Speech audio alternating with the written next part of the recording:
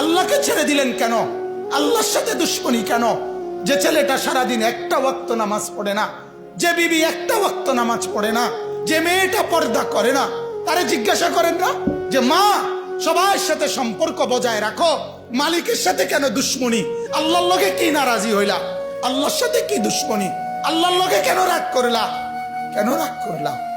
এই বাপ, তোমরা যারা সেজদা করো না, তোমরা বলো না বাজান, বলো না এই দরদি ভাই চিৎকার করে বললাম, তুমি যদি বলো তোমার পায়ে ধরতে, আমি পায়ে ধরতে রাজি। তুমি যদি বলো তোমারে জড়িয়ে ধরে কানতে, আমি কানতে রাজি। তুমি বলো কেন আল্লাহর সাথে রাগ করলা?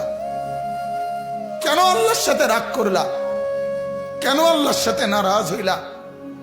কেন সেজদা কপালে জুটলো না?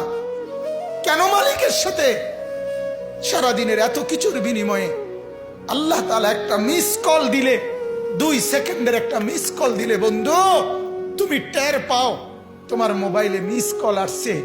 এত বড় মসজিদে 6টা মাইকের হরন দিয়া আল্লাহু আকবার বলে তোমারে ডাক দেয়, তোমার একটা বারও কানে লাগে না, বিবেকে লাগে না। তোর মতো শক্ত ডাকাত, তোর মতো পাষাণ বেটা আর কে হইতে পারে? বেটা কথা বলেন না কেন? তুই ডাকাত, কত বড় ডাকাত! হ্যাঁ, এজন্য ইনশাআল্লাহ আল্লাহকে রাজি করব। বলেন ইনশাআল্লাহ।